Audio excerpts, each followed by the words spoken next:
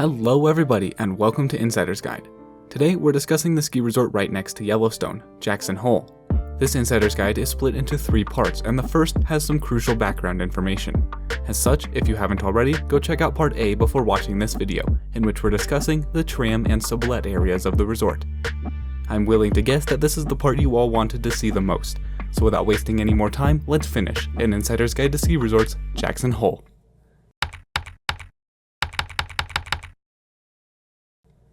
We're going to pick it up by discussing the tram. The tram, nicknamed Big Red, is a giant 100-person ski lift that is relatively unique in North America, but much more common of a type of lift in Europe. But, as one would expect with shoving 100 people in one giant cabin, it gets just a little bit cramped.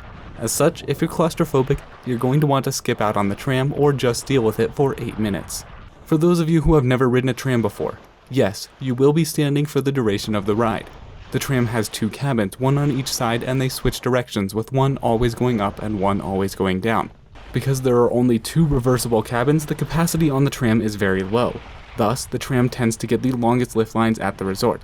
People will get in line for the tram for hours ahead of opening on powder days so that they can get first tracks on the bowl and lower faces. Not only is the tram popular for the terrain it directly serves, it is also the most direct way to access the sublette chairlift and terrain. I would highly recommend taking the tram at some point. If it's a busy day, hitting it right at 3 can be a good time to go. Otherwise, head to it whenever, and if there's less than 100 people in line, then the maximum amount of time you'll have to wait will be 10 minutes, which is how long it is in between trams coming. One of the most coveted things about Jackson Hole's tram experience is getting to stand at the front and look out at the view. In order to do so, you'll first need to get lucky by being at the front of the queue, which is quite random timing-wise. My tip, however, if you are toward the front, is to go to the platform opposite of the inbound tram. Both sides of the platform are in play regardless of which tram is coming down. So, as far as my tip goes, if it is the right side tram, go to the left. They tend to open the inside facing doors before the outside ones. If you want to be the first into the bowl, you'll want to board towards the end and stand right next to the inside doors. Now, off the top you have 2 marked runs, Rendezvous Bowl and Corbett's Couloir.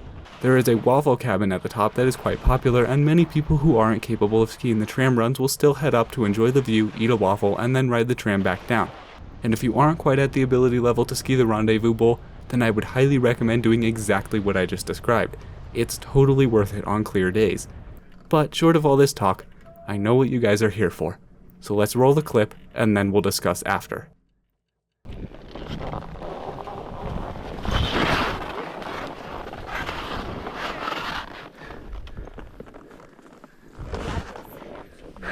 Do it.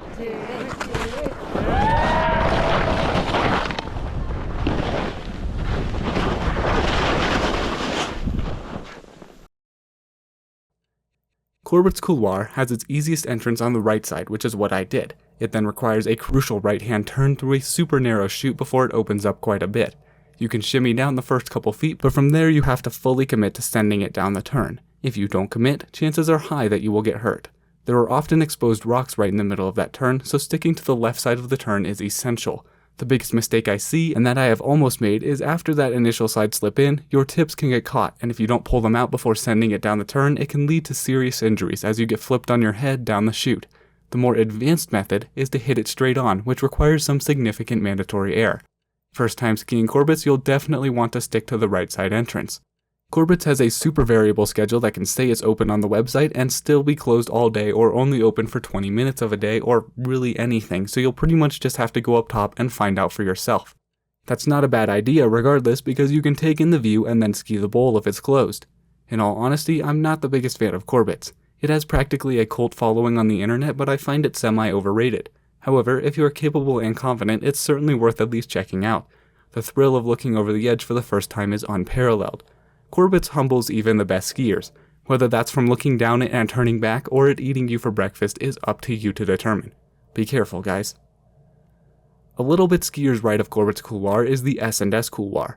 Look, if you're first learning about this from Insider's Guide, you should not be skiing this run. It features a mandatory 20-foot drop into a 10-foot wide chute. You have to sign out with Ski Patrol to do it. Guys, unless you're like a legit pro freerider, just don't. There is a reason this run isn't advertised or shown on the map. The other run off the tram, Rendezvous Bowl, is decidedly less intimidating than either of the previous 2. Rendezvous Bowl honestly isn't that difficult, at least compared to the other runs at Jackson. It is steepest on the left where the entrance to Corbett's is. Also on the left are some small groves of trees lower down. The right side is easier as a marked traverse takes you all the way to the easiest area. Just follow the black markers the whole way to the easy section. This area is very open and is more of a meadow than a bowl. It has more moguls at the bottom while the top is generally pretty nice. Do beware that the initial parts of the bowl tend to always have soft snow, even though it may not be as good lower down, so don't be fooled. It's a great run, hence why it is so popular, but there's plenty of space for everyone. Stick to the far left boundary rope for access first to Corbett's, then for access to East Ridge Traverse, which basically goes around Corbett's to an area known as Ten Sleep, and then finally for access to the biggest and steepest moguls in Rendezvous Bowl. Now, we just mentioned the East Ridge Traverse, which is a really narrow little traverse that goes right along the edge of a cliff until it arrives at the bottom of Corbett's. That area is the upper part of the Ten Sleep Bowl. The other way to access the Ten Sleep Bowl is to head right off the Sublette chairlift and traverse a ways. Once you get to the Ten Sleep Bowl, you can stick skiers right along the trees and get to, believe it or not, a tree-defined groomer. If you stick further skiers left, you'll be in Ten Sleep Bowl proper, which is a nice place to get some powder turns. All of that comes back together into yet another traverse lower down. If you want to get to the expert chutes, you'll want to stick skiers right on that groomer. The expert chutes aren't my favorite. The top part is extremely rocky. Past that, if you continue straight down, you'll head straight down a sun-baked, skied-off face with some cliffs to navigate around. If you traverse skiers right after the entrance rock garden, it gets a little bit better, but it's not as much of a chute and more of a bowl. As a whole, it is far from the hardest double black terrain at Jackson. Downhill and Broadway are also chutes that are pretty hourglass shaped, open at the top and bottom with a chute in the middle. There is also another chute called Lonnie's in the area that doesn't appear on the trail map. It is the narrowest of the three.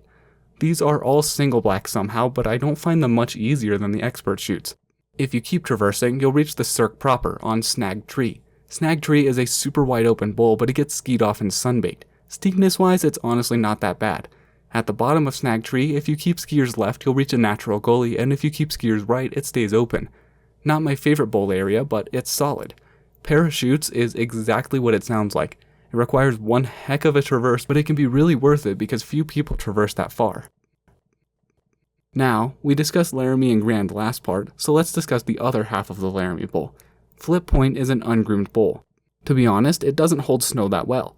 The best place to drop in is in the middle. Don't drop in too early or you'll be dealing with the scraped off poor snow, but if you wait too long, you'll end up on the groomed Laramie Blue.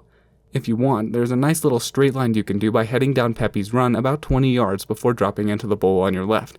There is an alternate entrance to Flip if you go about 50 yards down Pepe's and then take a left and shoot between two giant cliffs. It is a traverse of sorts, but it is a super scenic area, offering great views over the edge. Pepe's Run is a long mogul burner, and I mean long, and it has some serious moguls. It offers access to the Alta chutes, some of the best directly lift-serve double blacks in the resort. Alta chute 1 starts with moguls and then has a big rock in the middle with two choices. The left side is narrower but tends to have better snow. The right is wider but typically scraped off, leaving several rocks exposed. The left doesn't really afford room to turn and typically requires jump turns, but I still much prefer it over the right. Chute 1 is the most popular of the three.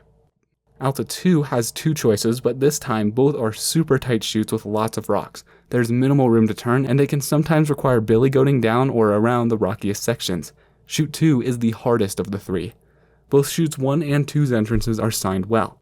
That is not the case with chute 3. After Alta 2, there is an area that is closed. As soon as that ends and the signs switch from closed to caution, you can take a left into a nice area with some boulders but plenty of room to maneuver. Take it slow to avoid accidentally sending it off a cliff. However, this area is not Alta 3. To get to Alta 3, stick as far left on Pepe's as you can. You'll see a gap in the trees after a bit. That's Alta 3. Alta 3 is more of a standard tree-cut mogul run. It is still narrow but not as rocky as the other two. It is by far the easiest of the Alta chutes, and to be honest, I'm not sure why it's called a chute. Below Alta 3, on the skiers left of Pepe's, is some really good tree skiing, although that is a pretty short run.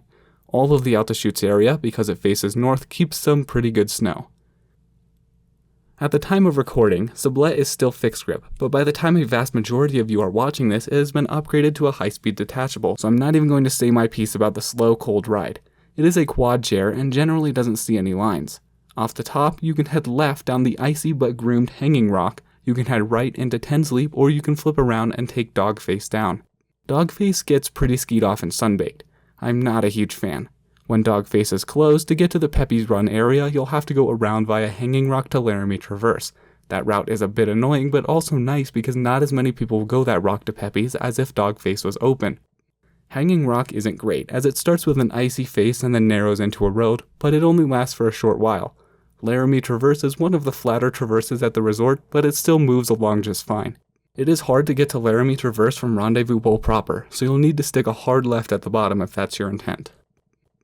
Bird in the Hand is open and nice on its upper section. It has some trees lower down. Two in the Bush and Split Rock go by lots of big boulders and are mostly in the trees. I like Bird in the Hand more than either of those two. Partway down Bird, if you traverse skiers right, you can find some less tracked areas in Bernie's Bowl, but stay alert for avalanches from above in that area because they are quite common occurrences. Over on the opposite side of the bowl is Central Chute, which is almost as weird as Corbett's in its opening schedule. Central Chute is a series of 2 chutes, each equally as daunting. It is a classic chute, exactly what you'd expect. No trees, some small rocks, barely enough room to turn at all. And difficult. Definitely the most difficult run in the entire Cheyenne Bowl area. On powder days, you can straight line it and ride it out, but when it's been a bit since fresh snow, you'll have to deal with the Cheyenne Bowl moguls at the bottom, which make it way more challenging. Wally World is generally pretty open and bowl-like, but if you keep skiers left, under the caution cliff flags, you can hit some relatively low consequence 1 to 5 foot drops. Bivouac is like the thunder of the Sublette Pot. It is occasionally groomed, but often features gigantic moguls. It is a bit shorter than runs like Pepe's, however, so it is better for some in that aspect. There are some good trees just below Bivouac here, but beware that there are some unmarked cliffs at the bottom. There are more open areas and some chutes sprinkled throughout the woods, which I'll leave you guys to find because I honestly haven't found them all. This entire area, from Bird in the Hand to Bivouac, requires a pretty flat traverse out, but it's not terribly long. Rendezvous Trail is a nice groomer over against the far boundary on the left here, but once it curves around here, it becomes just a road. It has some uphill spots after Laramie Trail and Bivouac, so keep some speed for those spots. Now, let's move on to the legendary Lower Faces. The Lower Faces refers to all of these bowls, gullies, and ridges from the Hobacks all the way over to Coulter Ridge. The Lower Faces are annoying because they are, at minimum, 2 lift laps, requiring rides up Union Pass and the tram. The Hobacks and Cheyenne Gully can only be accessed from the tram and the Sublette lift. Sublette Ridge through Coulter Ridge can be accessed from the Thunder Chair lift via Laramie or Grand. Coming off of the tram, heading down Rendezvous Bowl to Rendezvous Trail to one of the Lower Faces, especially the Hobacks, is a fantastic run, especially on a powder day. That is, of course, if your legs can handle it. Let's start by discussing the Hobacks. The Hobacks start with a traverse from Rendezvous Trail that leads into some massive moguls at the top with small clumps of trees. The traverse then abruptly opens up into bowls with a couple of groves of trees, forcing a 3-way split. The Hobacks are super long, arduous trails, but they are typically pretty empty. Guys, when I mean long, I mean that while Rendezvous Bowl takes about 2 minutes for me to go down at a reasonable pace, the Hobacks take a full 10 at the same pace. They're not insanely steep, but probably would not be single black at other resorts. They have a very sustained pitch, which is nice in the opinion of some and not in the minds of others. The Hobacks are very remote, so be sure to ski with a buddy. They offer beautiful views out over the valley. Lower down, there are natural gullies everywhere. The middle and north Hobacks kind of come together with only a small gully separating them, but the south is separated from the middle by trees. The south kind of goes around the side, whereas middle and north go straight down the face. The north Hoback is the widest, so I like north the most. If you take the Hoback's entrance traverse but then head left before it opens up, you'll find some fantastic tree skiing that will dump you into Cheyenne Gully. Cheyenne Gully has an entrance stretching from its sign all the way for like another 200 yards down the right side of Rendezvous Trail.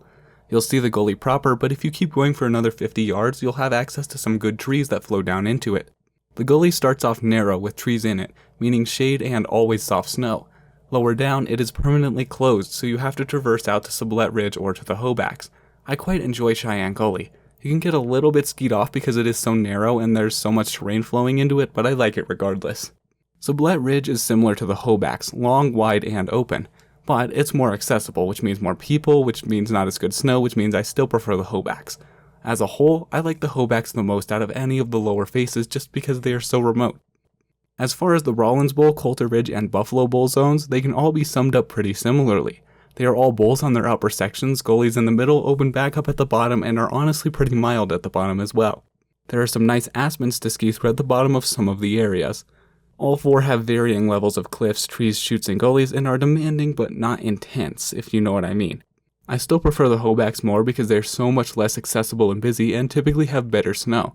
The Hobacks are much longer than these 4 runs too. The Lander Bowl is like a little taste of the lower faces without the same level of commitment. It is pretty open at the top and more moguled at the bottom. The Union Pass Traverse can get quite flat at parts, so just be prepared for that.